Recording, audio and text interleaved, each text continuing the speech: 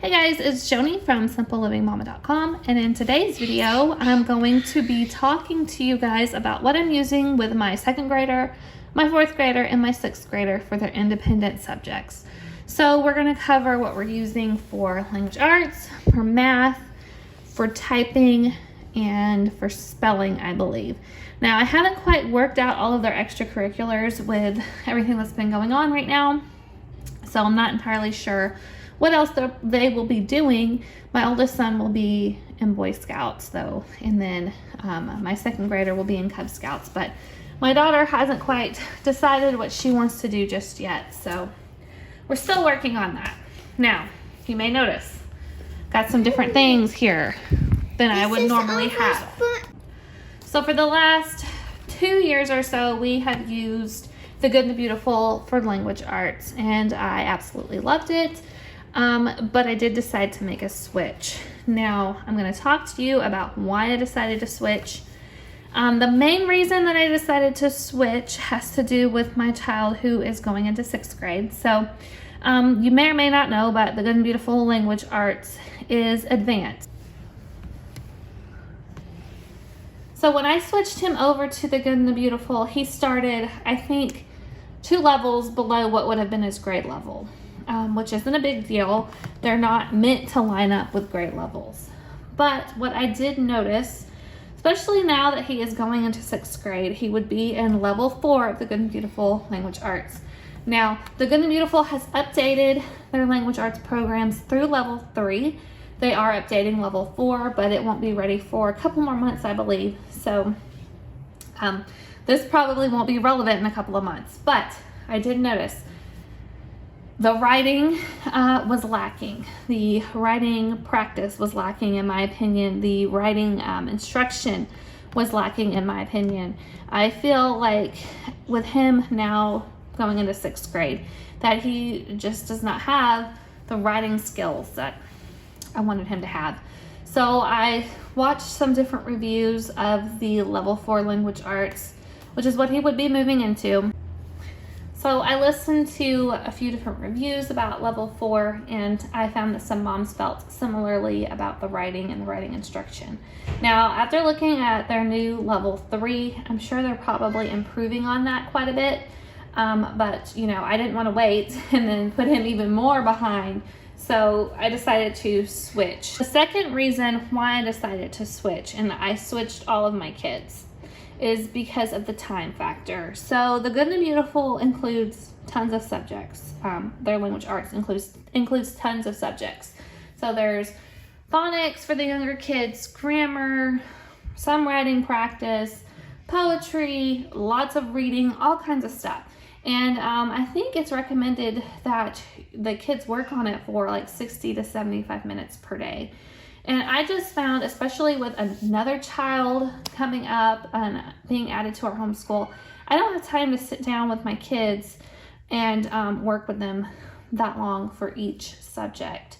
It was becoming a bit overwhelming, especially with all of the other things I was wanting to include in our homeschool. We just couldn't get it all done in a day. So that was probably one of my biggest deciding factors for switching the other kids. It's not because of anything else. It's not because I don't like the program or I don't agree with it anymore or anything like that. That's not why we're switching.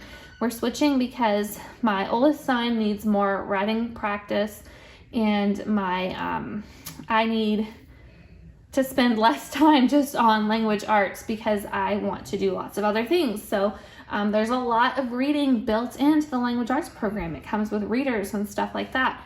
I am planning on giving my kids good, wholesome books that either go along with what we're studying in history or go along with their specific interests, instead of, just making them read from readers. So that's another thing that I wanted to change this year. Also, you may be thinking, I switched because I work with My Father's World. You see a lot of stuff here. I bought all this curriculum, everything from The Good and Beautiful and My Father's World. I purchased it all myself. I am not being paid to talk about switching any kind of curriculum or anything like that. I just want to put that out there so you guys know I'm not being sponsored. I do have an affiliate type relationship with My Father's World, just when I run coupon codes for you guys, which is not all year long. It's just for a specific set amount of time, and that's it. So, you know, I have worked with the Good and the Beautiful in the past where I got free curriculum and I was telling you guys about it.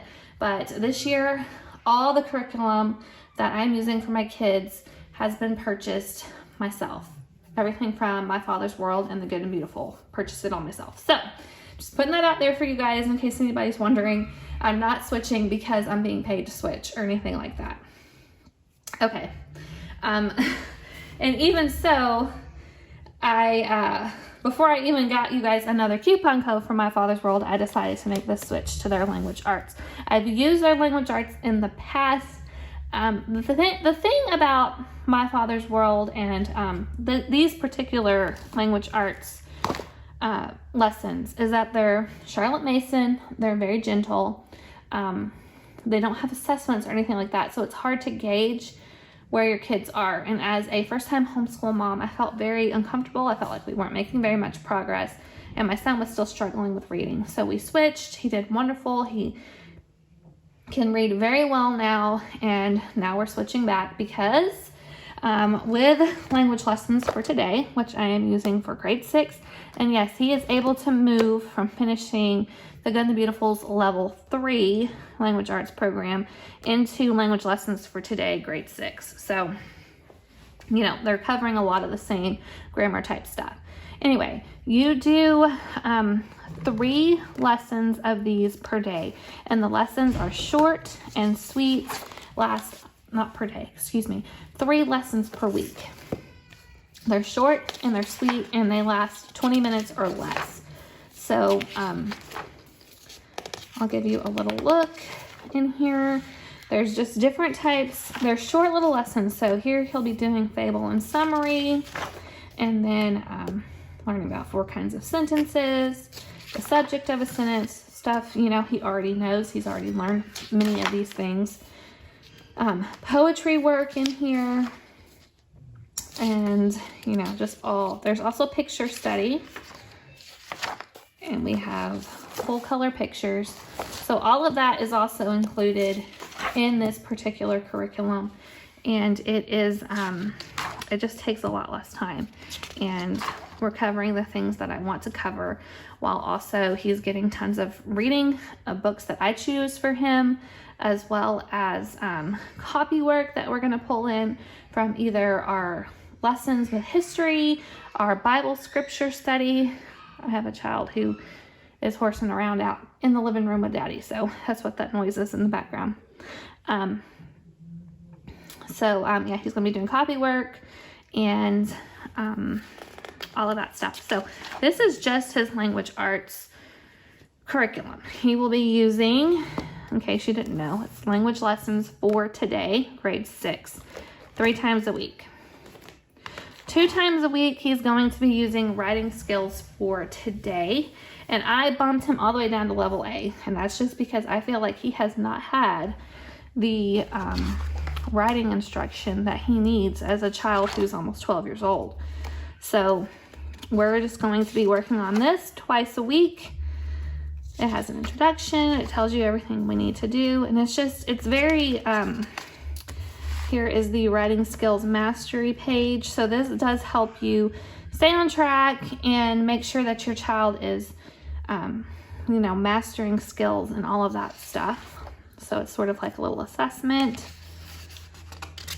And then all this stuff. And I can do a more detailed flip through and review and all of that.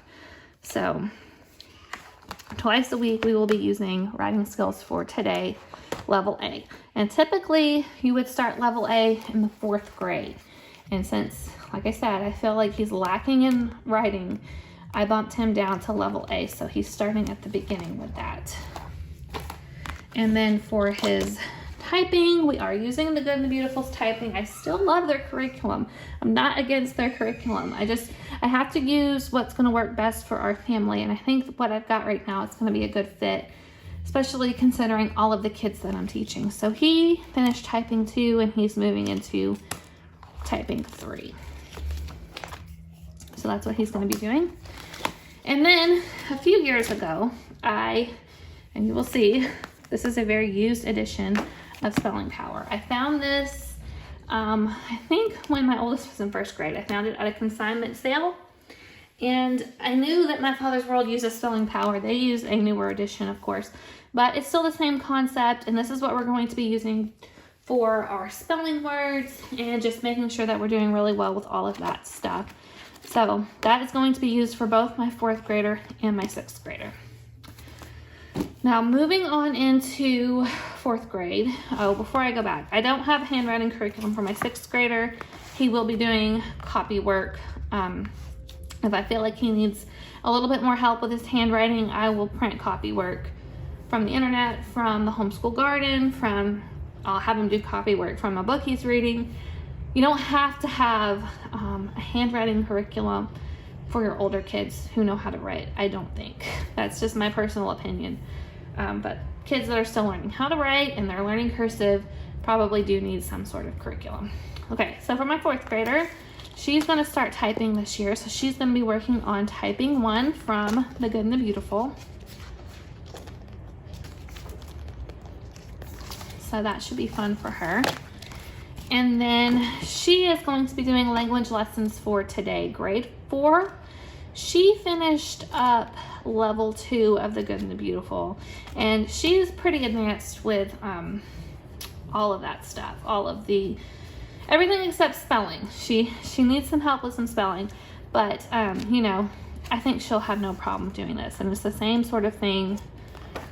There's picture study in here, poetry, poems to memorize, composition, 20 minutes a day, 3 times a week. That's it. So that is her language arts. And then she will be doing writing skills for today, level A, along with my older son. So that will make it a little bit easier for me because I'll be able to teach them together also. And then her handwriting is The Good and the Beautiful's level 4 handwriting. This is their newer edition, cursive. She says she still needs a lot of help with cursive, so we'll see how this one goes. It looks pretty good. They've changed things up quite a bit, so I'm excited to see her progress with cursive. And for math, I don't have anything to show you guys, but we use teaching textbooks. Love teaching textbooks. Both my 4th grader and my 6th grader are progressing with that program, and they will be moving up into the next levels with teaching textbooks. Okay, now on to my 2nd grader. My 2nd grader struggled with The Good and the Beautiful language arts this year. I was trying to use it to teach him the foundations for learning how to read. We got over halfway through level K before it just became way too frustrating for both of us. And I realized I needed to do something else to teach him how to read. That's when I switched him over to Explode the Code and Teach Your Child Read in 100 Easy Lessons.